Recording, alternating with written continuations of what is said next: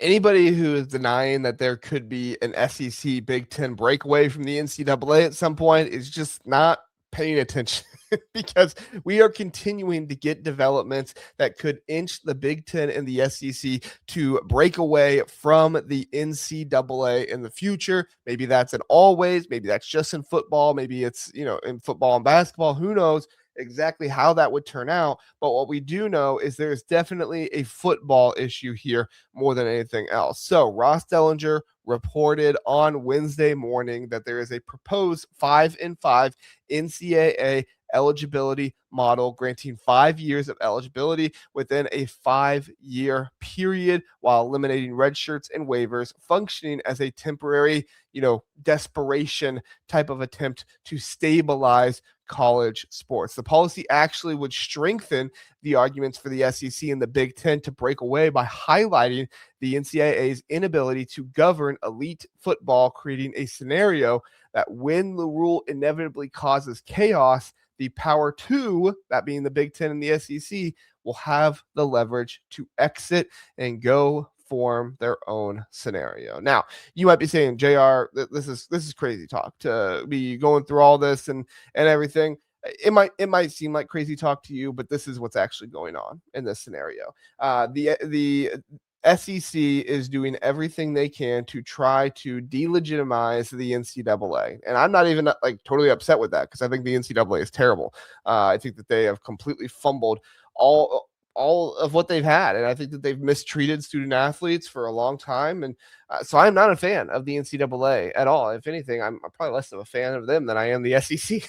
At this point, because I just think that the NCAA has done so much to irreparably damage college athletics in a number of ways. Not all college athletics, but especially football. And they've done a lot to damage student athletes as well. Anyway, we can get into that a whole lot if we want to. But what I'm trying to get at here is that, like we've talked about on this channel before, the SEC is trying to do everything they can to invalidate the NCAA. The Big Ten, they're okay with moving away from the NCAA, but they're not trying to actively work against the NCAA like the SEC is. If you remember before, the Big Ten was saying, look, guys, we don't want to enforce all this tampering and this other stuff, pay for play, stuff like that, because we can't enforce it. So let's try to not enforce it for a little while and actually figure some things out. We think we have a good solution here with some of the contracting and stuff that we've utilized. So maybe we try to utilize that, and the NCAA said, nah, we're just going to go with what the SEC told us to do, because at the end of the day, that's how it always works. The SEC tells the NCAA what to do. They listen and they try to do it because the SEC has the ears of everybody else as well, which is so crazy because it's so obvious what's going on here. But the Big 12 schools and ACC schools, they just get right on in line with the SEC because they say, well, they're the ones who have the power and all this other stuff. But if you recognize all the things that are going on, I mean, there are key legal hurdles for this entire situation for the NCAA. I mean, you were going to have a number of issues that they're going to have to try to get around that they're just not going to be able to get around. This whole 5-5 thing will not hold. Now, it is partially them trying to do this because of the executive order set by the president. Again, we're not going to talk a whole lot about that because I don't want to get into the politics of it all. This is probably the most you'll hear me talk about it. But essentially, the executive order doesn't sign anything into law. All the executive order does is tells the NCAA, hey, make these rules.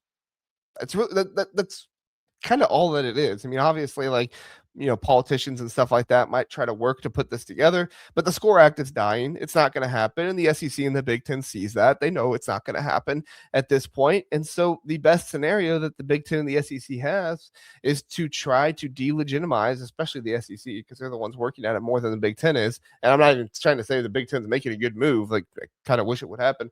But the SEC is trying to delegitimize the NCAA, and this is just going to continue to do that because the NCAA is going to have a terrible time trying to enforce this 5-5 rule. You're going to have antitrust law challenges. The model is susceptible to lawsuits arguing that limiting eligibility is unlawful restriction on compensation because you've added the financial piece of this as well. Athletes like Diego Pavia argued this with the NCAA before. You're going to have age discrimination concerns here as well with the 19th birthday and and stuff like that. You're going to have employment law complications here, as athletes are increasingly considered employees, and the 5-and-5 rule could face challenges under employment laws, potentially restricting rights or violating labor regulations. You're going to see increased litigation risk of more players trying to challenge this and go after it. And it's going to be a fundamental shift in development. I mean, yes, we many already operate under the same way, right? But not everybody is going to be willing to operate under the same way. Look at Texas Tech. Look at all these programs that are willing to just willy-nilly break the rules and do whatever they want. What's to say they're not going to try to do the same thing here? It's clear that this is all a part of the SEC strategy to appear to involve pushing for extreme autonomy or preparing to govern itself if the NCAA cannot modernize rapidly. Key elements to this tension include rulemaking authority, trying to delegitimize the NCAA as they can't even make rules or do anything. The breakaway threats that Greg Sankey is making, he's made them all over the place. He's made them in press conferences. He's made them at, large meetings. He's made them on radio shows. Like he has made these all over the place. And it's clear with the way the SEC operates, he's not doing this because he's just like willy-nilly trying to put it out there. He's doing this because he's prepping people to know about this and start talking, themselves into this a little bit. I mean, I don't want to go too deep into this because it's not really super relevant, but like, just the other day, I was listening to a podcast by two guys who were always staunchly against the 2014 playoff that Tony Petitti put out there. And then they started talking about it on the podcast and talking about play-in games. And okay, it really is like 16 teams. You just have some play-in games. And then they started coming to the realization, something that we've been talking about for a while now, because we've known about this for a while.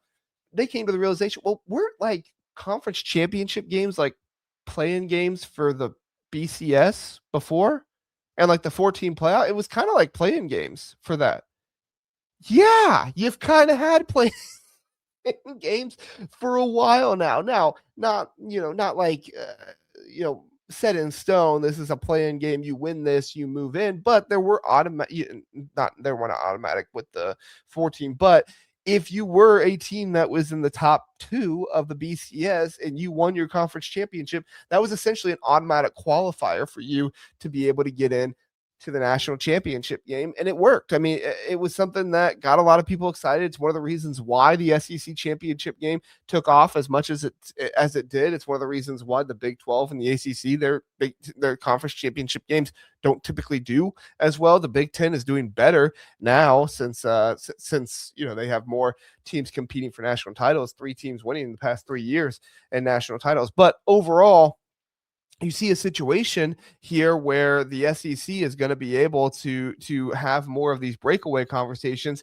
because they're continuing to talk about it. People are getting used to it. That's something that Tony Petitti should have been doing with this 24-team playoff, is he should have been out there giving the issues with the current playoff, right? You don't just throw it out there one day and say the 24-team playoff is what we need to do.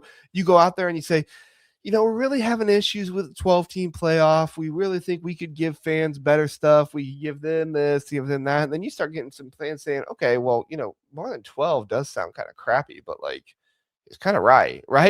That's what's going to happen here with Greg Sankey in the breakaway from the SEC talk, from the NCAA talk, is he's talking about breaking away from the NCAA. He's talking about how all the terrible things the NCAA is doing. He's talking about, well, the NCAA, you need to make these rules. They're going to flop and fail. And then eventually he's going to say, yep, we got to break away.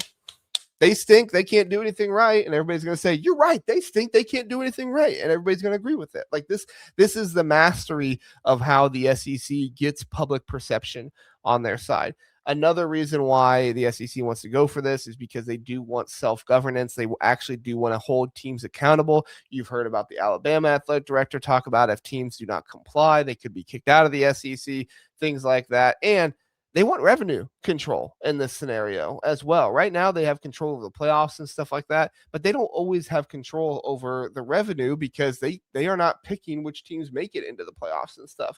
In this scenario, you would have most likely a playoff between the Big 10 and the SEC, And these two groups could work together and say, okay, well, here's how much this team makes. Here's how much this team makes, yada, yada, yada, move it together. And the Big Ten would still have, what they control over them, and the SEC would still have what they control over them. But it's something that is a no-brainer for the SEC to try and go after. Now, could the NCAA save themselves? Maybe, but probably not because they're so in deep with it right now, and they are so unable to make rules and do things. You see, an SEC and a Big Ten merger or a closing alliance would allow them, like the reason why this is different from the NCAA, it would allow them to bypass the NCAA by creating their own kind of like private membership model with their own governing bodies, such as the College Sports Commission, right? It's one of the reasons why they created that, is because they eventually want to use that for, it's what I talked about when it first started happening with the House settlement. I said, look, this isn't going to work right away, but it's being used for the right reasons. I didn't know exactly what those reasons were at the time, but I said, this is something the Big Ten and the SEC are working together to try and use.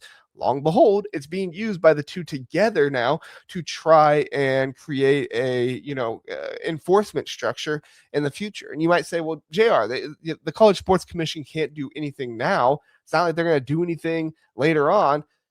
Maybe. I actually think they have a much better chance of doing stuff later on. You see, the shift moves the power set in enforcing rules away from the NCAA office with how much they've screwed up everything, with how inconsistent they've been.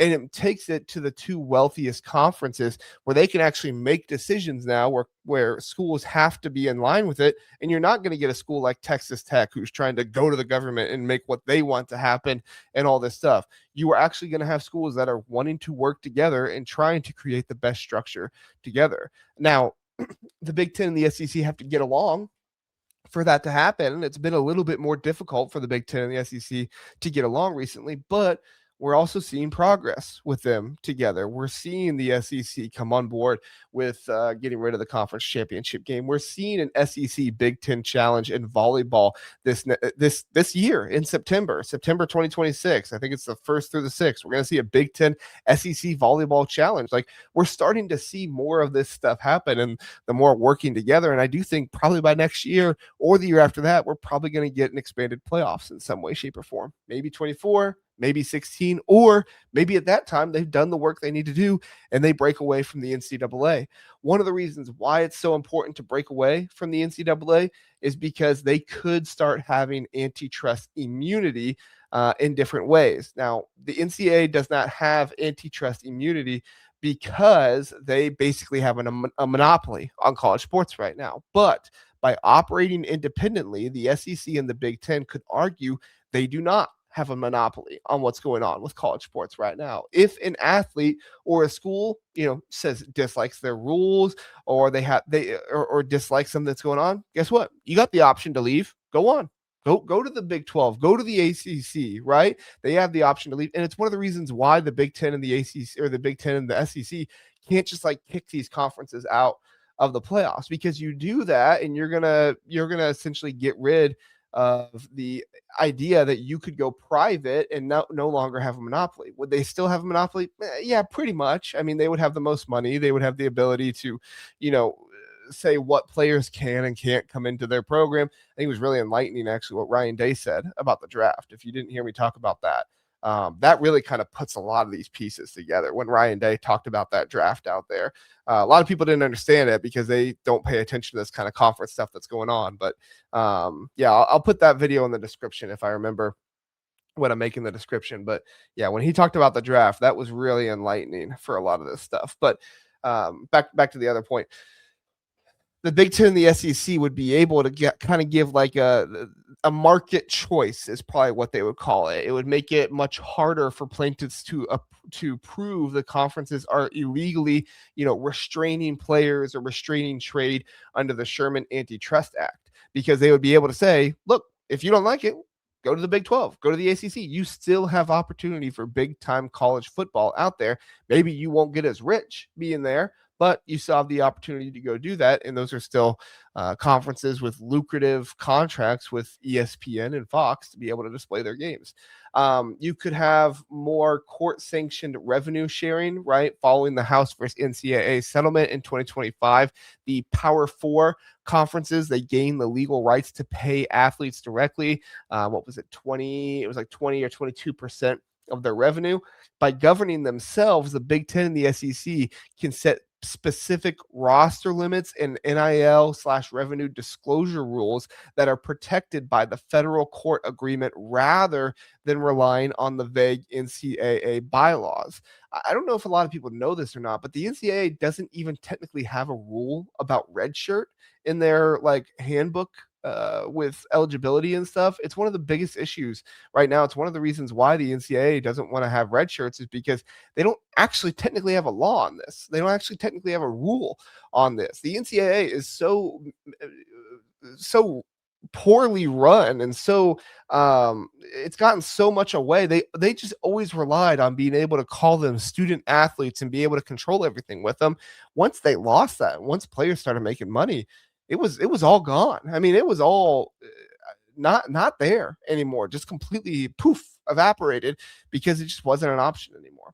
The Settlement Enforcement Committee would be another thing under the new model. Compliance is no longer managed by the NCAA's slow enforcement wing. Instead, what they would call a settlement enforcement committee run by the conferences themselves could oversee NIL transparency and fair market value deals. Because these rules are part of a court approved settlement, they carry the weight of federal law. Again, being able to say, if you don't like it, then leave, right? And so that's one of the biggest parts of this that could actually make something like this work for the Big Ten and the SEC. And if you pay attention to a lot of the people out there that also pay attention to this stuff, Ross Dellinger, Stephen Godfrey, Shannon Terry. I mean, there's a lot of guys out there in, like, college sports business. There's even another podcast I listened to where he's talked about it.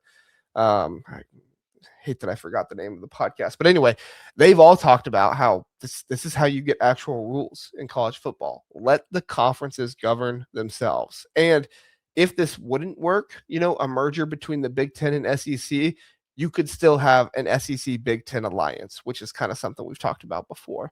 And on top of all this, if you pay attention to another video I did where, what was it? I think it was at the Super Bowl, where Roger Goodell got up there and said, look, if anybody wants our help in college football, we'll help you.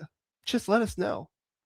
Well, that was his way of saying, I want to keep my NFL pipeline from college football. The Big Ten has already tried to reach out to the NFL. I'm not sure how those discussions have gone, but has already tried to work things out with the NFL. And I'm almost certain that they have probably gotten the SEC connected with the NFL by now as well, to say, look, if we were to start a Big Ten SEC similar to an AFC NFC, not exactly the same, but similar to something like that, could you help us get this set up and started? Because the NFL, 32 teams. College football, the Big Ten and SEC together, what's that? 34 teams. Pretty similar. It's not a super league. It's not 70 plus teams. The super league would never happen, by the way. But it is something that could eventually happen.